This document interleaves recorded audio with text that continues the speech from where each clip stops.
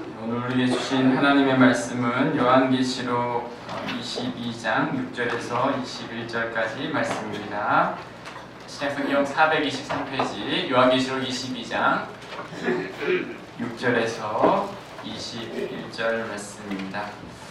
저와 여러분이 한 절씩 하나님 말씀 교독하도록 하겠습니다. 제가 6절 말씀 읽겠습니다. 또 그가 내게 말하기를 이 말은 신실하고 참된지라 주 곧 선지자들의 영의 하나님이 그의 종들에게 반드시 속히 되어질 일을 보이시려고 그의 천사를 보내셨도다. 내가 속히 오리니 이 두루마리의 말씀을 듣는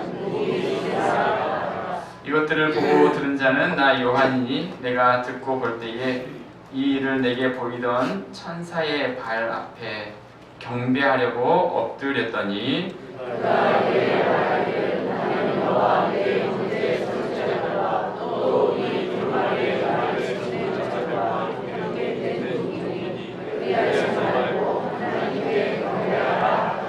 또 내게 말하되 이 두루마리의 예언의 말씀을 임봉하지 말라. 때가 가까우니라.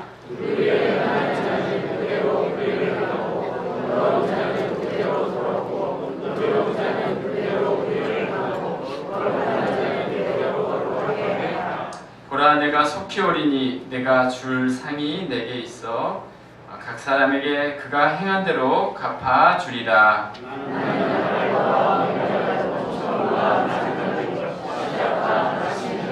자기 두루마기를 빠는 자들은 복이 있으니 이는 그들이 생명나무에 나아가며 문들을 통하여 성에 들어갈 권세를 받으려 함이로다.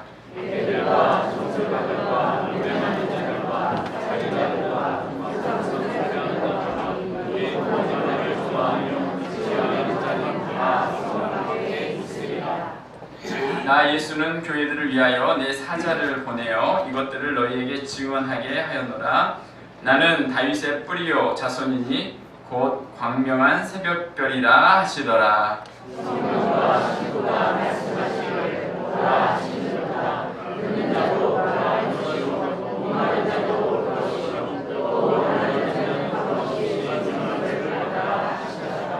내가 이 두루마기에 예언의 말씀을 듣는 모든 사람에게 증언하노니 만일 누구든지 이것들 외에 더하면 하나님이 이 두루마리에 기록된 재앙들을 그에게 더하실 것이요. 만일 누구든지 이 두루마리의 예언의 말씀에서 하나님이 이 두루마리에 기록된 생명나무와 및 거룩한 성에 참여하게 취하여 이것들을 증언하신 이가 이르시되 내가 진실로 속히 오리라 하시거늘 아멘. 주 예수여 오시옵소서. 주 예수의 은혜가 모든 자들에게 있을지어다.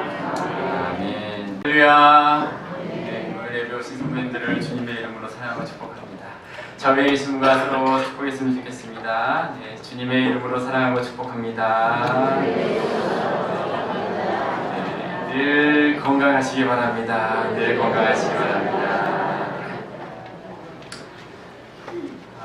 네, 이제 우리가 요한계시록 마지막 장을 이제 보게 됩니다. 오늘 말씀을 제가 읽고 있는데 이 요한계시록의 마지막에 하나님께서 성도를 향한 당부의 말씀이 마치 사랑하는 가족에게 주는 아버지의 어떤 메시지처럼 느껴졌습니다.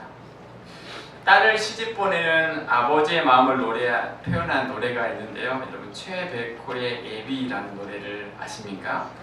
이전에 이 노래를 불후의 명곡으로 해서 가수 린이 불렀었는데 그것이 굉장히 큰 히트가 되었던 때가 있었습니다.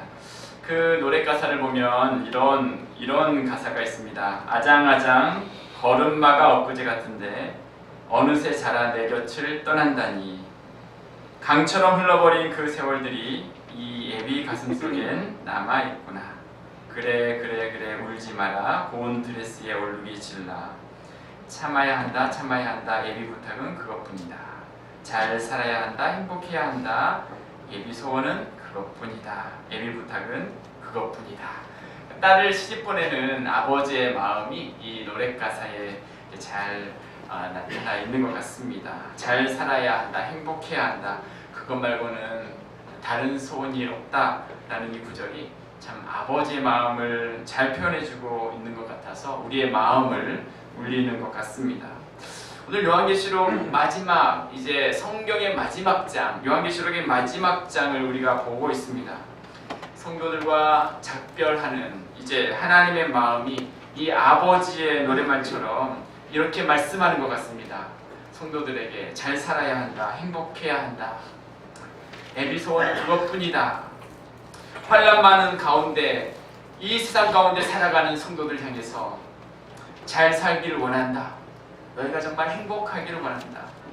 비록 아픔 많은 세상을 살아가지만 하나님 말씀 안에 살아갈 때 잘 살 수 있고 축복의 삶을 살아갈 수 있다. 딸을 시집 보내는 아버지와 같은 마음으로 지금 22장, 요한계시록 22장에서 하나님은 우리에게 권면하고 계십니다. 자, 오늘 요한계시록 마지막 장을 보면서 이 땅을 살아가는 우리에게 무엇이 축복의 삶인지 권면하시는 말씀을 생각하게 됩니다. 이 땅에 남겨진 우리를 향한 하나님의 마지막 메시지, 우리는 어떠한 삶을 살아야 할지 함께 말씀을 생각해 보기를 원합니다. 첫 번째 우리가 생각할 것은 영적 긴급성을 가지라 라고 말하고 있습니다. 같이 한번 읽어보겠습니다. 시작. 영적 긴급성을 가지라. 네, 6절과 7절 오늘 말씀 6절과 7절 말씀입니다. 읽겠습니다. 시작. 또 그가 내게 말하기를 이 말은 신실하고 참된지라 주 곧 선지자들의 영의 하나님이 그의 종들에게 반드시 속히 되어질 일을 보이시려고 그의 천사를 보내셨도다. 보라, 내가 속히 오리니 이 두루마리의 예언의 말씀을 지키는 자는 복이 있으리라 하더라. 아멘. 자, 오늘 말씀에서 요한은 이제 요한계시록 22장을 마무리하면서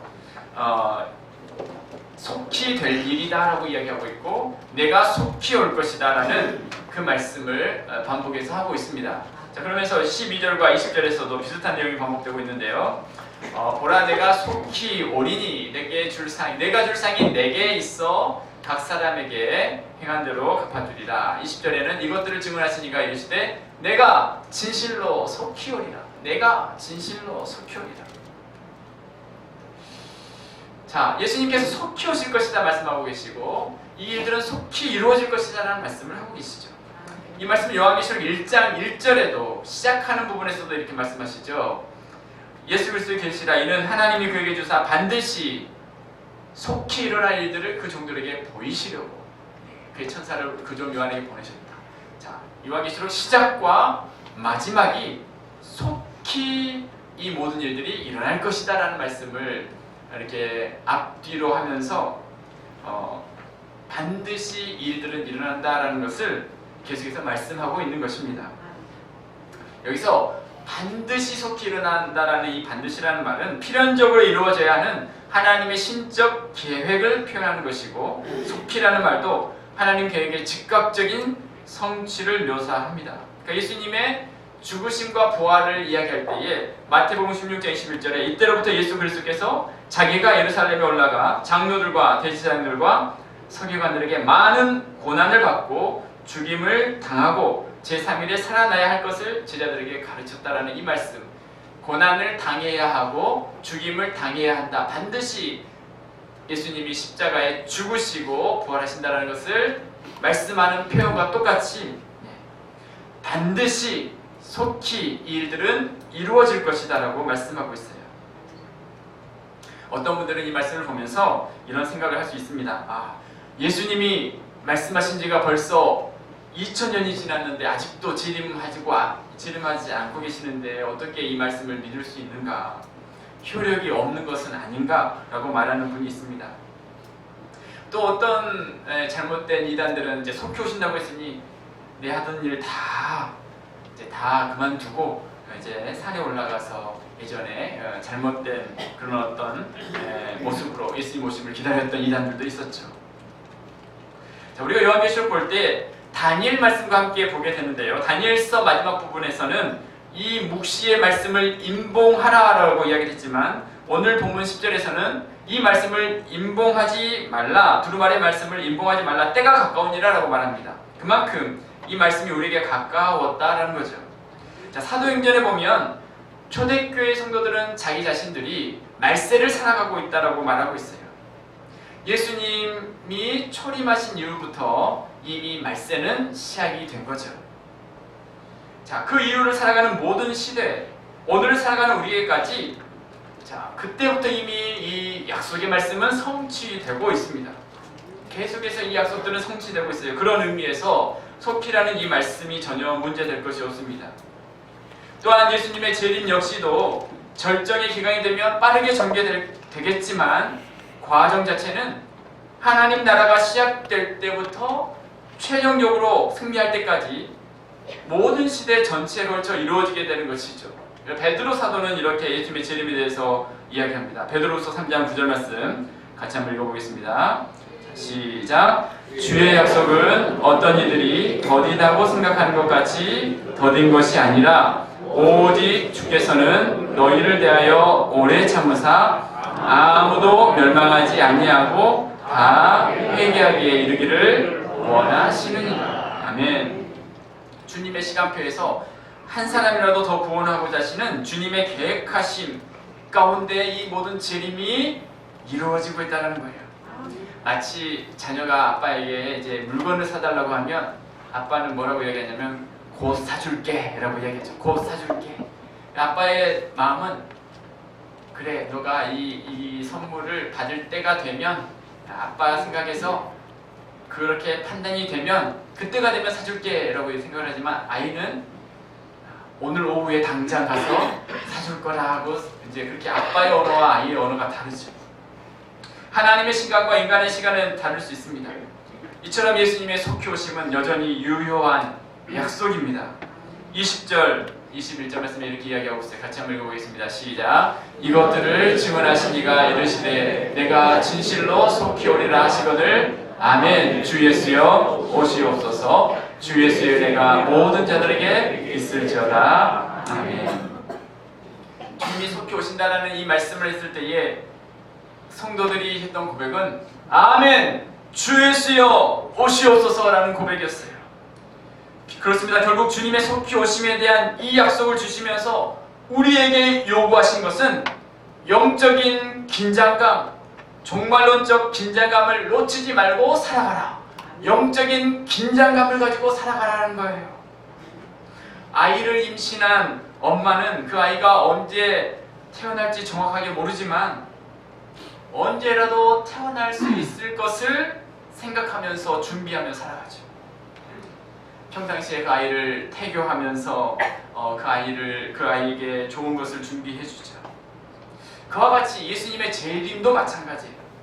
언제 오실지 알 수 없지만 아이가 언제라도 태어나는 것이 확실한 것처럼 주님이 오심을 확실한 것을 알고 영적 긴장감을 가지고 주님이 원하시는 삶을 살아가야 한다는 거죠.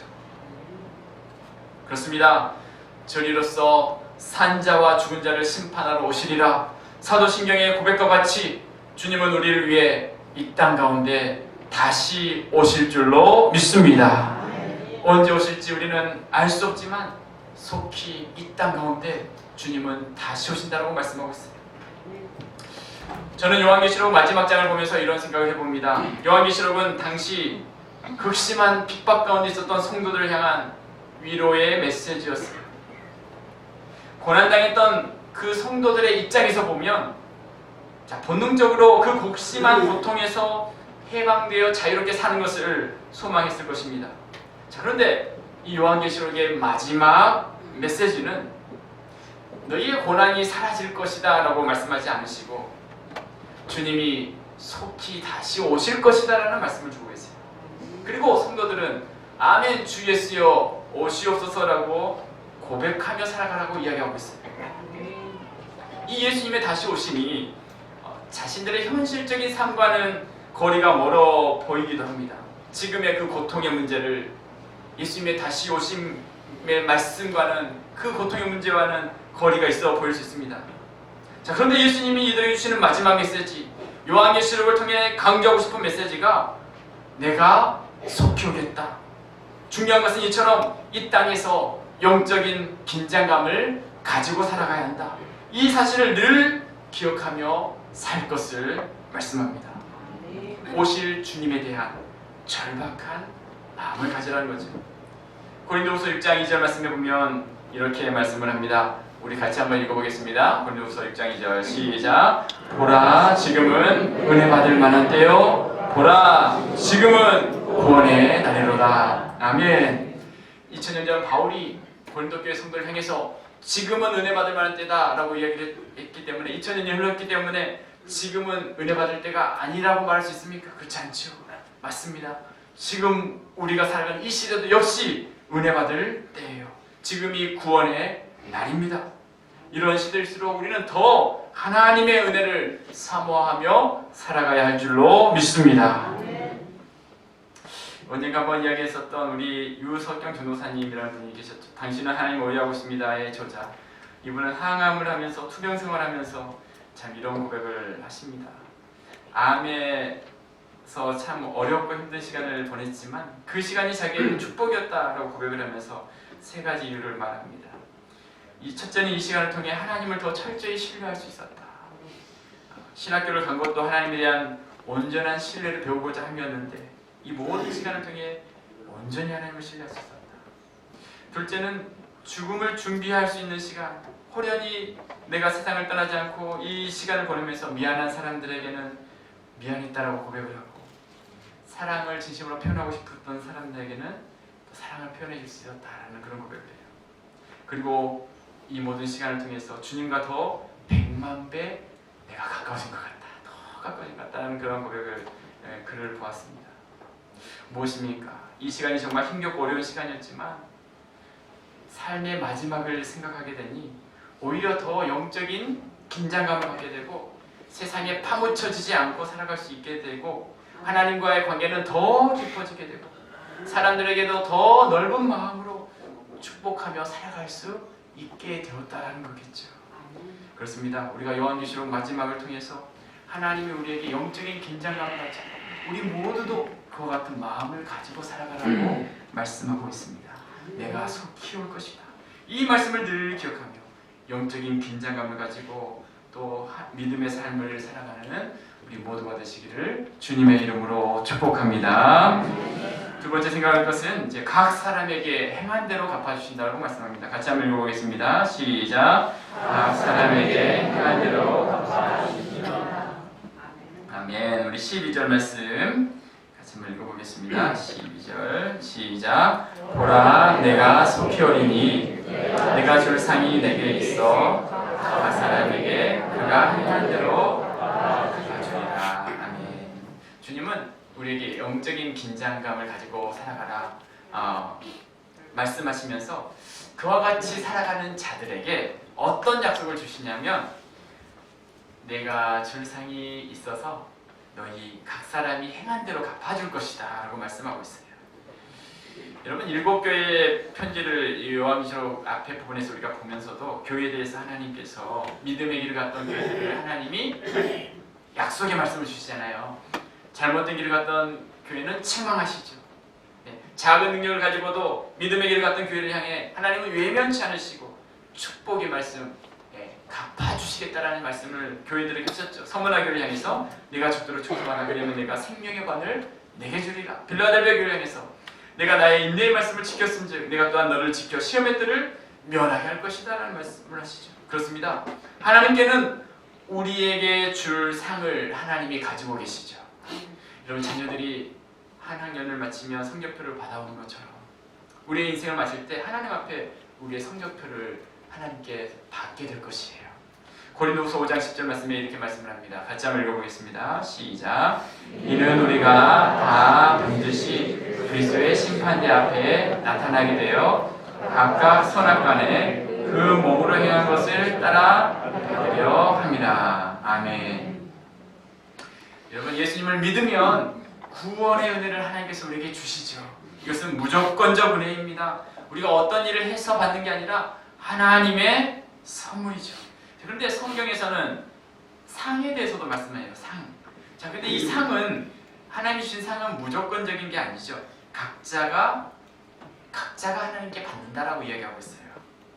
사도 바울이 9장 24절에서 운동장에서 다름질하는 자들이 다 다닐지라도 오직 상을 받는 사람은 한 사람인 줄 너희가 알지 못하느냐. 너희도 상을 받도록 이와 같이 다름질하라. 둯대를 향하여 앞을 향해 나아가는 자에게 하나님이 주신 상이 있다라고 이야기하고 있어요. 이 상은 우리가 어떻게 행하는지에 따라 하나님 나라에서 받게 될 것입니다. 그러면서 고린도전서 3장에 보면 터와 공적에 대해서 말씀하고 있어요. 가장 중요한 것은 인생의 터입니다. 모든 인생의 기초는 예수님이죠. 그 예수님의 터 위에 있으면 우리는 구원을 받습니다. 자, 고린도후서 5장 17절에 이렇게 이야기하죠. 같이 읽어봅시다. 시작. 그런즉 누구든지 그리스도 안에 있으면 새로운 피조물이라 이전 것은 지나갔으니 보라 새 것이 되었도다. 네, 예수 그리스도 안에 있으면 어떤 자가 되었어요? 새로운 피조물. 네, 한번 이 터 위에 우리가 서게 되면 새로운 피조물로서 새 것이 됩니다. 새 것. 네. 그래서 구원은 변치 않죠. 때로는 넘어질 수 있어도 우리가 큰 배를 타고 여행을 하면 그 배에서 넘어지더라도 배가 목적지까지 가게 되면 우리는 그 목적지까지 갈 수 있는 거예요. 배 바깥으로 떨어지지 않기 때문이에요. 구원은 예수 그리스도의 터 위에 있다면 그 주님의 배에 함께 있으면 구원의 역사를 받습니다. 그런데 상은 어떠한가? 그 터 위에 우리가 무엇을 짓는가가 중요하다라고 이야기하고 있어요. 자, 고린도전서 3장 11절부터 15절 말씀을 제가 한번 읽겠습니다. 고린도전서 3장 11절에서 15절에 이 닦아둔 것 외에 능히 다른 터를 닦아둘 자가 없으니 이 터는 곧 예수 그리스도라. 만일 누구든지 금이나 은이나 보석이나 나무나 풀이나 집으로 이 터 위에 세우면 각 사람의 공적이 나타날 터인데 그날이 공적을 밝히리니 이는 불로 나타내고 그 불이 각 사람의 공적이 어떠한 것을 시험할 것입니다. 만일 누구든지 그 위에 세운 공적이 그대로 있으면 상을 받고 누구든지 그 공적이 불타면 해를 받으리니 그러나 자신은 구원을 받되 불 가운데서 받은 것 같으리라. 네. 불이 각 사람의 공적이 어떠함을 시험하게 되고 공적이 그대로 있으면 상급을 받고 공적이 불타면 해를 받는다라고 이야기하고 있죠. 터 위에 금이나 은이나 보석이 될 수 있고 터 위에 나무나 풀이나 집이 될 수도 있어요. 터 위에 세우는 것이 무엇인가에 따라서 구원은 받지만 상급이 결정된다는 거죠. 똑같은 터 위에 있지만 불에 타는 것일 수 있고 불에 타지 않는 것일 수도 있어요. 불에 타면 자신은 구원을 받지만 터 위에 있기 때문에 구원은 받지만 불 가운데서 받는 것 같다라고 이야기하고 있어요. 여러분, 어떤 분은 천국에 무슨 상급이 있겠습니까? 말씀하는 분도 있지만 오늘 말씀에서 내가 줄 상이 내게 있다라고 이야기하고 있어요. 그리고 각 사람에게 그가 행한 대로 갚아주실 것이다. 이 상을 소망하며 살아가라. 주님 우리에게 말씀합니다. 성경은 적게 심는 자는 적게 거두고 많이 심는 자는 많이 거둘 것이라 말씀하죠. 사도 바울은 위에서 부르신 부름의 상을 위하여 달려간다 말씀합니다. 모세는 그리스도를 위한 수모를 애굽의 모든 보화보다 더 큰 재물로 여겼는데 이는 상 주심을 바라보았기 때문이라고 말씀하죠. 현재 고난은 장차 우리에게 나타날 영광과는 좋게 비교할 수 없다. 히브리서 11장 6절에도 하나님께 나아가는 자는 그가 계신 것과 그가 자기를 찾는 자들에게 상 주시는 이심을 믿어야 할지니라. 어떤 식으로 주시는 상일지 알 수 없지만 지금의 죄인된 모습으로 인한 비교와 자랑의 모습은 아니고 모두가 완벽하게 행복하고 흡족하겠지만 성경은 불에 타지 않는 상을 말씀하고 있습니다. 자, 그렇다면 불에 타지 않는 금이나 은이나 보석으로 세우는 것, 그것이 중요할 텐데 무엇이 그와 같은 것일까요? 자, 오늘 말씀을 기준으로 해서 본다면 7절 말씀입니다. 우리 7절 말씀 같이 한번 읽겠습니다. 시작. 보라, 내가 속히 오리니 이 두루마리의 애언의 말씀을 지키는 자는 복이 있으리라 하더라. 아멘. 어떤 사람이 복이 있다라고 이야기하고 있어요? 이 두루마리의 애언의 말씀을 지키는 자. 하나님의 말씀을 지키는 자. 그 사람이 복되다, 그 사람이 상을 받는다라는 거지. 진리의 말씀을 수용하고 진리를 사랑하고 성경의 가르침을 부끄러워하지 않고 진리를 기뻐하는 사람. 그래서 예언의 말씀을 지킨다라는 것은 순종의 의미를 넘어서는 사랑하고 존귀하게 여기는 태도이에요. 하나님 말씀을 지키고 사랑하고 그 말씀 따라 빛 가운데 걸어가는 삶이에요. 그 진리가 나를 어디로 인도하든지, 개인적으로 주님이 나에게 어떤 말씀을 할지라도 순종해 갈 수 있는 삶의 모습. 어제보다 오늘 주님의 말씀 앞에 변화의 길을 갈 수 있는 사람, 그 사람이 복된 사람이고 그 사람이 상을 받는 사람이다라고 얘기하고 있어요. 14절 말씀에 이렇게 얘기합니다. 자기 두루마기를 빠는 자들이 복이 있다 해서, 두루마기를 빤다는 것은 예수님의 보혈을 의지하고 살아가는 거예요. 혼탁한 세상에서 거룩하기 위해 살아가고 주님의 오심을 기다리며 이 땅에서 신실한 믿음의 삶을 살아가는 자. 누군가가 우리를 향해 저 사람은 내가 만났던 그 어떤 사람보다도 예수님과 가장 가까운 사람이다라는 고백을 들을 수 있는 신실한 믿음의 사람. 사람을 낳는 어부로서 영혼을 구하기 위해 힘쓰는 삶의 모습일 수도 있겠죠. 사랑하는 여러분, 그렇습니다. 하나님은 우리에게 재판관이 되셔서 상급을 준비하고 계십니다. 그 모든 것은 내 소관이 아닌 하나님이 결정하실 것입니다. 주님의 나라를 위하여 이 모양 저 모양 수고하는 모든 분들에게 하나님의 상이 예비되어 있는 줄로 믿습니다. 여러분, 심지어 코로나 바이러스로 온 세계가 몸살을 겪고 있습니다. 확진자들의 동선을 파악하기 위해 노력하고 있습니다.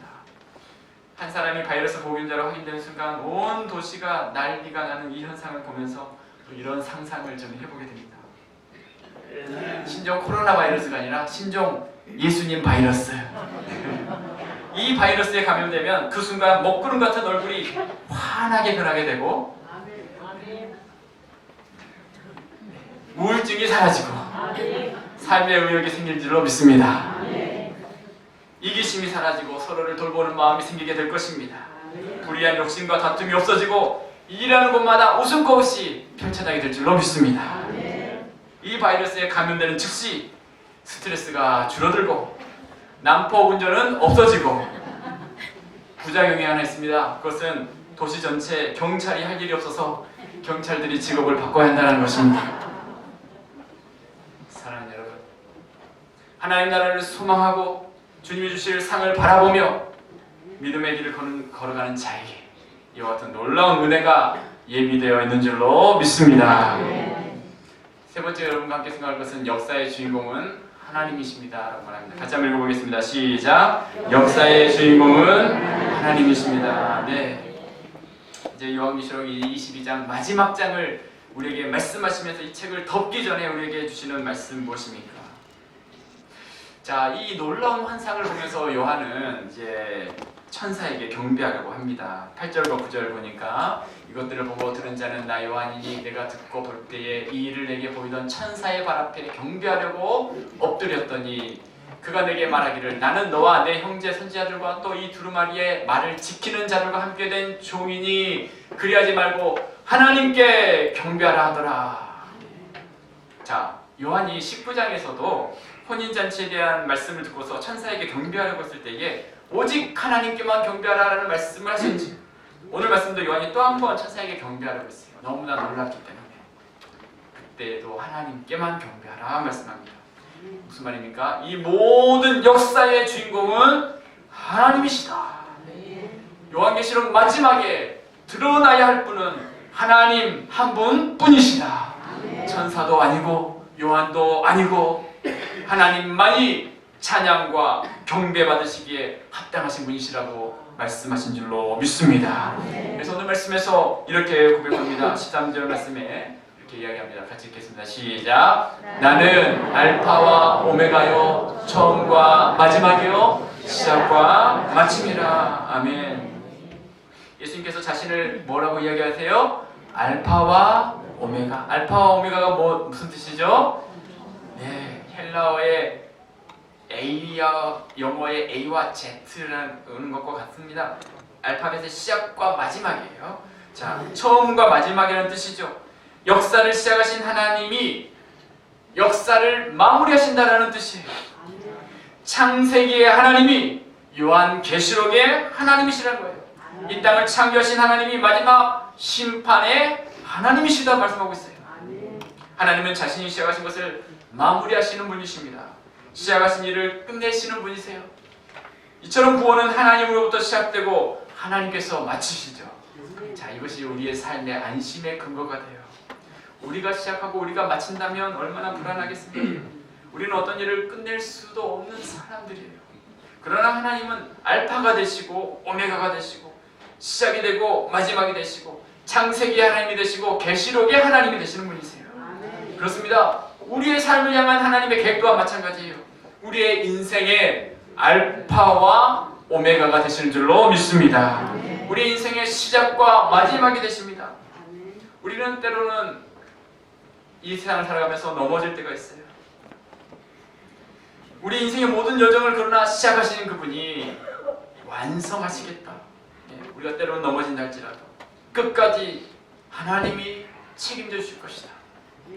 결코 우리를 포기하지 않으시고 알파로 찾아오신 하나님은 때로는 우리가 그 오메가 되신 하나님을 잊어버리며 살아갈 때가 있지만 알파와 오메가가 되신 그 하나님을 우리는 기억하고 붙잡고 어려운 시간을 지날 때에 오메가 되신 하나님을 붙잡으라고 말씀하고 계십니다. 사랑하는 여러분, 하나님이 시작하셨으니 하나님이 마치신다는 것을 믿는다면 무엇을 두려워하겠습니까? 우리 삶의 모든 문제들 하나님께서 시작하셨으니 하나님이 마치실 것이라는 믿음을 가진다면 이런저런 어려움에서도 넉넉히 승리할 수 있을 줄로 믿습니다. 우리는 이 하나님께 우리의 믿음을 둡니다. 처음과 마지막이 되신 그 주님이 우리의 삶을 붙잡고 계십니다. 언젠가 한번 이 말씀을 드렸던 것 같은데 우리가 만약에 지금 이제 절벽에서 떨어지고 있다고 생각을 해보십시오. 절벽 중간쯤에 가지가 하나 이렇게 나와 있습니다. 우리는 이 가지가 얼마나 강한지는 알 수 없습니다. 그런데 이 가지를 잡고 살아남기 위해서 얼마나 많은 믿음이 필요한가 생각해보죠. 이 가지를 잡기만 하면 목숨을 건질 수 있다고 절대적으로 확신할 수 있을까요? 그럴 수 없습니다. 이 사람에게 필요한 믿음은 이 가지를 잡을 만큼 있으면 충분한 거죠. 자, 우리를 구원해 주는 것은 믿음의 질이 아니라 믿음의 대상이 중요하다는 거예요. 중요한 것은 가지에 대한 나의 믿음의 강도가 아니라 가지의 강도이죠. 가지의 강도. 그 가지가 강하면 그 절벽에서 건짐을 받을 수 있어요. 그런데 그 가지가 누구냐면 바로 예수님이에요. 예수님. 우리의 믿음은 비록 약한다 할지라도 우리가 그 가지를 붙잡으면 절벽 안에서 그 가지를 붙잡을 때 비록 연약한 믿음을 할지라도 하나님께서 우리의 삶을 건져주시고 알파와 오메가가 되셔서 우리의 삶 가운데 함께하여 주시는 줄로 믿습니다. 그렇습니다. 주님이 알파와 오메가가 되십니다. 비록 우리는 믿음이 연약해서 넘어진다 할지라도 끝까지 그 주님을 붙잡고 의지하라고 말씀하고 계세요. 그 주님이 우리의 삶의 시작에서 마지막까지 이끌어 주실 것이다 말씀합니다. 주님을 의지하며 그 주님만 바라보며 믿음 안에 승리하는 우리 모든 삶이 되시기를 주님의 이름으로 축원합니다. 옆에 분에게 이렇게 축복하겠습니다. 네, 주님만 의지하시길 바랍니다. 주님만 의지하시길 바랍니다. 아멘. 기도하겠습니다.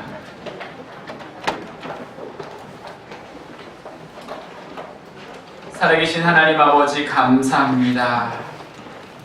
오늘 마지막 계시록 말씀을 통하여 또 이 땅에서 어떤 삶을 살아가야 할지를 깨닫게 하여 주시니 참으로 감사합니다. 영적 긴급성을 가지고 또 세상 가운데 믿음의 선한 영향을 나타내는 또 우리 모두가 될 수 있도록 주님께서 축복하여 주옵소서. 시작하신 분이 주님이시오니 마칠 때까지 함께하여 주실 줄로 믿습니다. 그 주님과 동행하는 우리 모두가 될 수 있도록 인도하여 주옵소서. 예수님의 이름으로 기도드리옵나이다. 아멘.